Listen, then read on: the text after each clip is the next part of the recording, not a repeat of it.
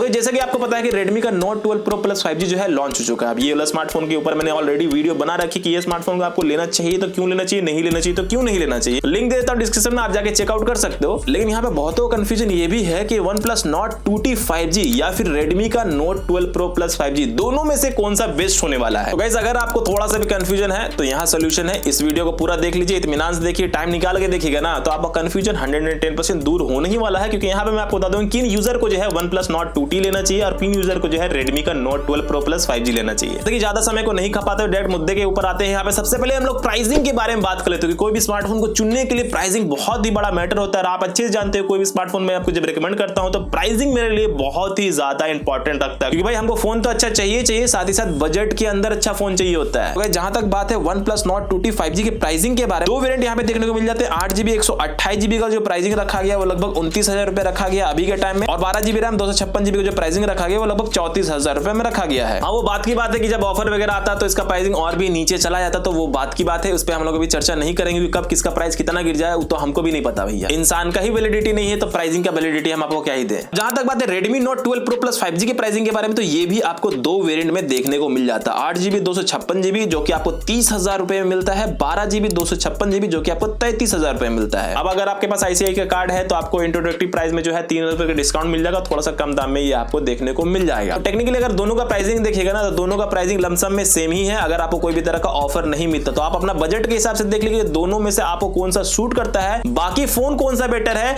वो अभी मैं आपको बता देता हूं। तो सबसे पहले हम लोग बात करते हैं बिल्ड एंड डिजाइन के बारे में। तो देखो दोनों का जो बिल्ड एंड डिजाइन है इसके ऊपर हम लोग उतना चर्चा नहीं करने वाले, क्योंकि जो दोनों का डिजाइन है ना वो बहुत ही ज्यादा प्रीमियम देखने को लगता है। दोनों का जो बैक का पैनल है वो ग्लास का पैनल यहाँ पे दिया गया, साइड का जो फ्रेम है वो प्लास्टिक का मिल जाता है। लेकिन ओवरऑल जहां तक बिल्ड एंड डिजाइन देखिएगा दोनों ही आपको इन हैंड फीलिंग बहुत ही अच्छा देगा, दोनों ही जो है प्रीमियम डिवाइस लगता है। तो यहाँ पे ज्यादा बिल्ड एंड डिजाइन को लेकर चर्चा करने की जरूरत नहीं है, टाइम पास करने की जरूरत नहीं, क्योंकि हर किसी को अलग अलग टाइप का बिल्ड एंड डिजाइन पसंद आता है। किसी को OnePlus पसंद आ सकता है तो किसी को Redmi का पसंद आ सकता है। तो ये मैं आपके ऊपर छोड़ देता हूं, दोनों में से जो भी डिजाइन आपको बेटर लग रहा है वो आप देख सकते हो। बाकी दोनों ही जो है इन हैंड फीलिंग बहुत ही जबरदस्त आपको देगा। जहां तक बात है प्रोसेसर के बारे में, इसके परफॉर्मेंस के बारे में, तो दोनों में ही जो है आपको MediaTek का प्रोसेसर देखने को मिल जाता है। लेकिन एक चीज मैं आपको बता दूं कि जब OnePlus Nord 2 जब आया था ना तो बहुत ही ज्यादा शिकायत हुआ था कि उसमें बहुत ही ज्यादा ओवर हीटिंग होता, मोबाइल जो है फटने के कगार पे आ जाता है। तो उसी को नजर में रखते हुए यहाँ पे OnePlus Nord 2T का यहाँ पे जन्म हुआ था और यहाँ पे MediaTek का Dimensity 1300 का प्रोसेसर यहाँ पे दिया गया था। और यहाँ पे OnePlus Nord 2 का जो प्रोसेसर था ना वो यहाँ पे Dimensity 1200 वाला प्रोसेसर दिया गया था। तो अगर आप यहाँ पे कंपेयर कीजिएगा Dimensity 1300 और 1200 के बीच में, तो यहाँ पे ज्यादा फर्क नहीं है, दोनों का जो परफॉर्मेंस है वो लगभग में सेम ही आता है। लेकिन वहाँ पे हीटिंग होने के कारण ये मोबाइल को लॉन्च किया गया था, इसलिए आपको इसमें थोड़ा बहुत जो हीटिंग का शिकायत देखने को नहीं मिलेगा। बाकी जहां तक बात है MediaTek Dimensity 1300 के परफॉर्मेंस के बारे में, तो यहाँ पे जो Redmi में प्रोसेसर दिया गया है वो MediaTek का Dimensity 1080 वाला प्रोसेसर दिया गया है। दोनों को अगर साइड बाय साइड कंपेयर कीजिएगा तो परफॉर्मेंस के मामले में यहाँ पे OnePlus Nord 2T 5G ज्यादा बेटर आपको यहाँ पे रिजल्ट निकाल के देगा। अब ऐसा भी नहीं MediaTek का Dimensity 1080 वाला जो प्रोसेसर है वो उतना अच्छा परफॉर्म करके नहीं देगा, डे टू डे वाला काम है वो भी अच्छा देगा, गेमिंग वगैरह भी आप कर सकते हैं। जहां तक बात है दोनों में से कौन सा बेटर है, तो यहाँ पे MediaTek का Dimensity 1300 ज्यादा बेटर है। जहां तक बात है अंतुतु स्कोरिंग के बारे में, तो OnePlus Nord 2T में जो है लगभग 7 लाख का अंतुतु स्कोरिंग यहाँ पे निकल के मिलेगा आपको। वहीं अगर बात करें Redmi Note 12 Pro Plus 5G के बारे में, तो अंतुतु स्कोरिंग लगभग जो है 5 लाख का निकल के आएगा। और दोनों में ही जो है आपको LPDDR4X वाला रैम देखने को मिल जाता है। लेकिन यहाँ पे OnePlus Nord 2T में आपको UFS 3.1 का सपोर्ट देखने को मिलेगा। और वहीं बात करें Redmi का Note 12 Pro Plus 5G के बारे में, तो UFS 2.2 यहाँ पे देखने को मिल जाता है। तो जहां तक बात है परफॉर्मेंस के बारे में, परफॉर्मेंस के हिसाब से आपको कौन सा चुनना चाहिए, तो मेरे हिसाब से आपको जो है OnePlus Nord 2T 5G लेना चाहिए। लेकिन एक चीज जरूर ध्यान दीजिए कि वहां पे आपको थोड़ा बहुत हीटिंग इशू देखने को मिल सकता है, क्योंकि अभी तो ठंडा का मौसम चल रहा है, मोबाइल ठंडाया हुआ मिलेगा। लेकिन गर्मी का जब मौसम आएगा ना तो वहां पे ज्यादा गेमिंग आप जब करोगे तो वहां पे हीटिंग इशू आपको देखने को मिल सकता है। लेकिन अगर आप लाइट गेमिंग करते हो, थोड़ा बहुत गेमिंग करते हो, तो दोनों का ही प्रोसेसर अच्छा है। लेकिन अगर आप प्रोसेसर वाइज अगर हमको चुनना हो तो यहाँ पे मैं 1300 को ही चुनूंगा, क्योंकि और भी बहुत सारे काम होता है ना मेरे। और यहाँ पे UFS 3.1 भी दिया गया, रीड एंड राइट का स्पीड भी आपको ज्यादा बेटर मिलेगा OnePlus Nord 2T 5G में। तो देखिए डिस्प्ले की जहां तक बात है तो OnePlus Nord 2T में जो डिस्प्ले दिया गया है वो 6.43 इंचेस का फुल HD प्लस वाला डिस्प्ले दिया गया। AMOLED डिस्प्ले मिल जाएगा, 90 हर्ट्ज का रिफ्रेश रेट भी दिया गया, HDR10 को भी सपोर्ट करता है, वाइड वन L1 का भी सपोर्ट यहाँ पे दिया गया है। साथ ही साथ बैक और फ्रंट दोनों में ही जो है आपको Gorilla Glass 5 का प्रोटेक्शन भी देखने को मिल जाता है। वहीं अगर बात करें Redmi Note 12 Pro Plus 5G के डिस्प्ले के बारे में, तो यहाँ पे डिस्प्ले थोड़ा सा ज्यादा बड़ा मिल जाता है, 6.6 इंचेस का फुल HD प्लस वाला डिस्प्ले दिया गया। Pro AMOLED वाला यहाँ पे डिस्प्ले आपको देखने को मिल जाता है, साथ ही साथ 120 हर्ट्ज का यहाँ पे रिफ्रेश रेट भी दिया गया, HDR10 प्लस को ये भी सपोर्ट करता है, वाइड वन L1 का भी यहाँ पे सपोर्ट देखने को मिल जाता है। बाकी जहां तक बात है प्रोटेक्शन के बारे में, तो फ्रंट साइड में आपको Gorilla Glass 5 का प्रोटेक्शन देखने को मिल जाता है। लेकिन बैक साइड में कौन सा प्रोटेक्शन यूज किया गया वो तो मुझे नहीं पता, मैंने ऑफिशियल वेबसाइट पे भी चेकआउट किया था, वहां पे भी ऐसा कोई इन्फॉर्मेशन मुझे नहीं मिला। अगर आपको पता है तो नीचे कमेंट सेक्शन में जरूर बताइए कि बैक साइड में यहाँ पे Gorilla Glass में है कि नहीं, Redmi के बारे में मैं बात कर रहा हूँ। बाकी जहां तक बात है डिस्प्ले के बारे में कि दोनों में से डिस्प्ले किसका ज्यादा बेटर है, तो यहाँ पे मैं Redmi का Note 12 Pro Plus 5G का ही डिस्प्ले बोलूंगा, क्योंकि यहाँ पे दो रीजन है। एक तो 120 हर्ट्ज का रिफ्रेश रेट मिल जाता है, दूसरा यहाँ पे सेंटर पंच होल वाला डिस्प्ले दिया गया है। अब देखिए as compare side punch hole वाला जो डिस्प्ले होता है और सेंटर पंच होल वाला जो डिस्प्ले होता है, दोनों में से अगर मुझे कोई चुनना हो तो यहाँ पे मैं सेंटर पंच होल वाला ही डिस्प्ले चुनूंगा, क्योंकि वो ज्यादा बेटर लगता है। जब आप मल्टीमीडिया पर्पस के लिए कोई डिवाइस चुनते हो तो मेरे हिसाब से यहाँ पे सेंटर पंच होल वाला डिस्प्ले बहुत ही ज्यादा अच्छा लगता है, वो मेरे ओपिनियन के हिसाब से। कि अगर आप मल्टीमीडिया वाला यूजर हो ना, यानी कि मूवीज वगैरह ज्यादा देखते हो, नेटफ्लिक्स बनाना डिमकाना ज्यादा करते हो, तो मेरे हिसाब से यहाँ पे Redmi का Note 12 Pro Plus 5G ज्यादा बेटर रहेगा। अब देखिए ऐसा बिल्कुल भी नहीं है कि OnePlus Nord 2T का जो है डिस्प्ले खराब है सिर्फ 90 हर्ट्ज यहाँ पे रिफ्रेश रेट होने के कारण। ऐसा मैं बिल्कुल भी नहीं कर रहा हूँ, दोनों का डिस्प्ले बहुत ही अच्छा है, दोनों में जो है स्क्रॉलिंग वगैरह कीजिएगा तो मक्खन की तरह चलेगा। लेकिन जब मुझे 120 हर्ट्ज रिफ्रेश रेट मिल रहा है, मैं 90 की तरफ क्यों जाऊं अगर मुझे डिस्प्ले के पर्पज से जाना है तो,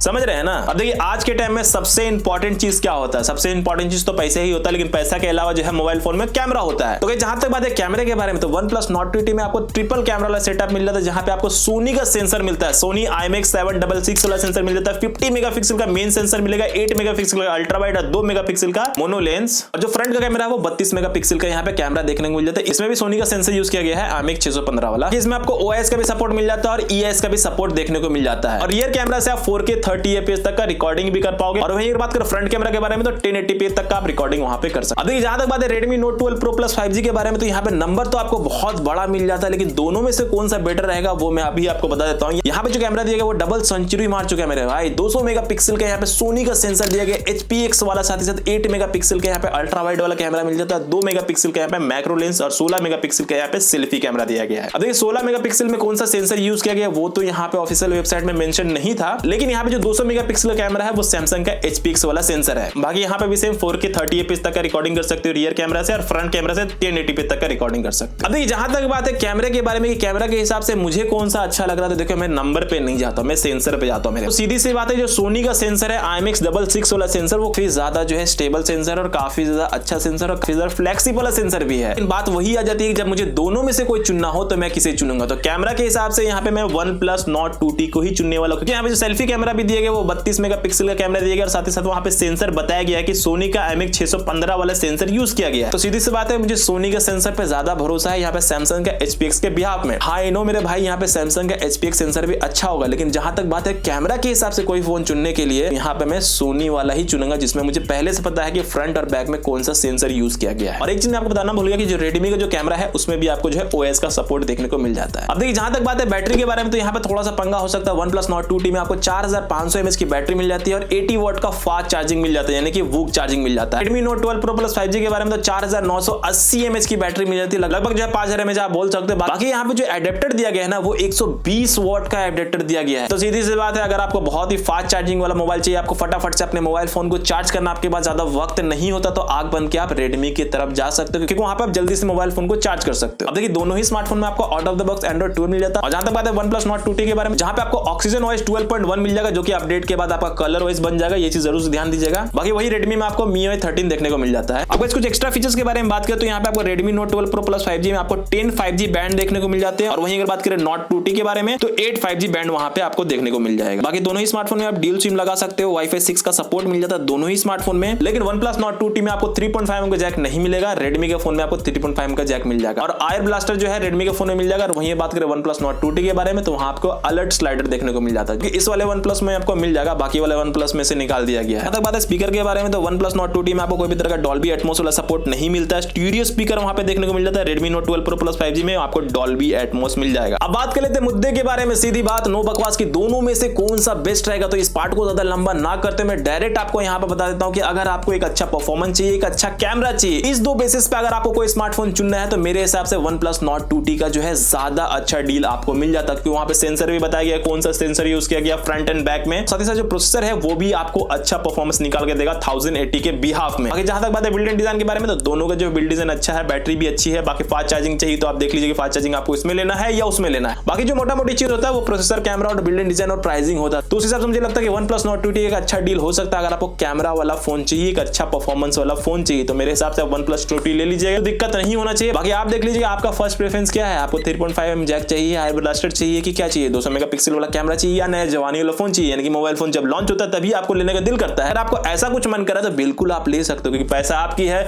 मर्जी आपकी आपकी है और डिसीजन भी आपका ही रहेगा। मैं उसे टोटली रिस्पेक्ट भी करूंगा। भाई कोई भी क्वेश्चन है, कोई भी क्वेरीज है इन दोनों स्मार्टफोन को लेके तो जरूर कमेंट सेक्शन में बताइए, रिप्लाई करूंगा, सभी करता हूं, टेंशन नहीं। बाकी मन करे तो सब्सक्राइब कर देना, लाइक जरूर करना, कलेजा में फील होता है।